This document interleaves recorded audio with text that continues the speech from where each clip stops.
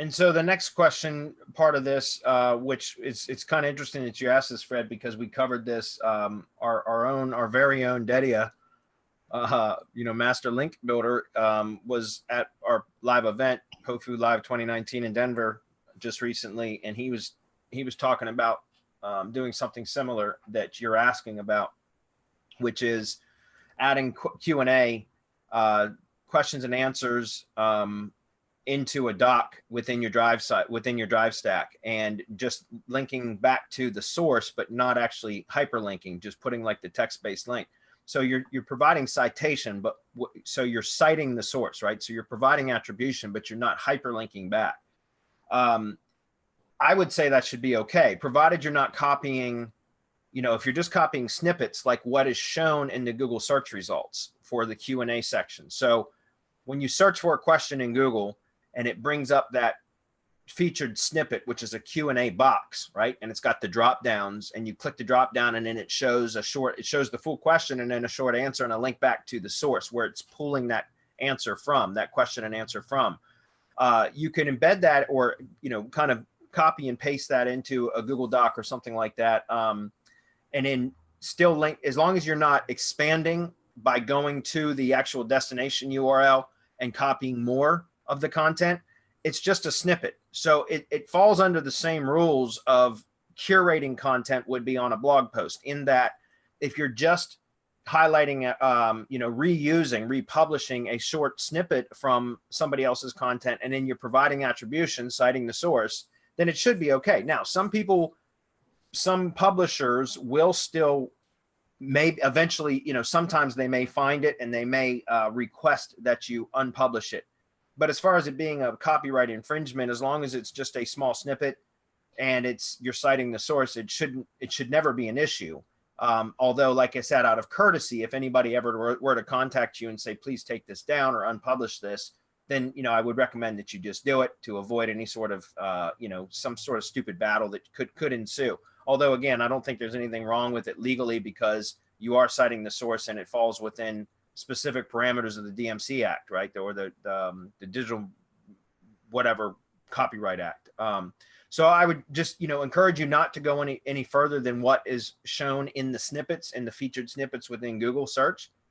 That said, also, you're asked about curating.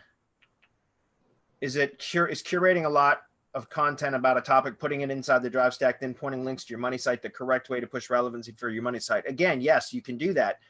Same thing as by curating content on your money site, you can do that, right? So think about that. That's what we've taught for years, is the best way to generate content for even money site blog posts, unless you're a subject matter expert and you're creating 100% original content.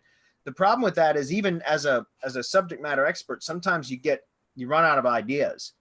But there are a ton of other subject matter experts. I'm not talking about buying shitty content farm content. I'm talking about locating subject matter content written by subject matter experts pertaining to your topic, right? Or your niche, your industry, and then republishing, once again, snippets of it and giving credit to where it's, citing the source, giving attribution.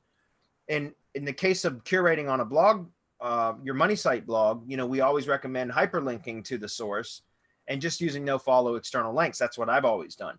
But that's very, very powerful, because once again, you can create an original article out of using snippets of other people's content, where you're just adding commentary, an opening paragraph, commentary in between pieces of curated content, which doesn't have to be just articles. It can be videos, infographics. Don't curate images.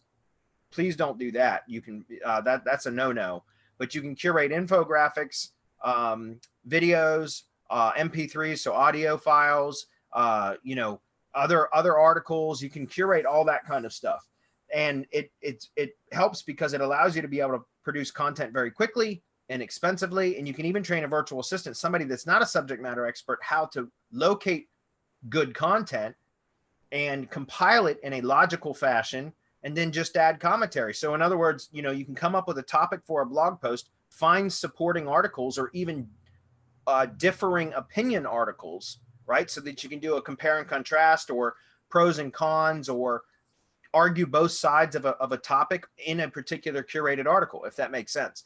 It's very, very powerful. And it's a great way to create co-citation, which is similar to co-occurrence in that you're linking out to other relevant sources. And so again, we talk about all of that in Content Kingpin. It's a training course that is still 100% relevant today. I still use that for all of my clients. That same exact method for curating content for all of my clients. You can apply that to drive stack stuff too. You're still going to build that relevancy, topical relevancy. Just make sure you're giving attribution. Even if you're not hyperlinking to it, I recommend you absolutely always give credit where credit is due. Anybody want to comment on that? No, I totally agree. It's a matter of mirroring, right? Everything that you would do on the money site, you do on the drive stack and G site, including curating content. That's right.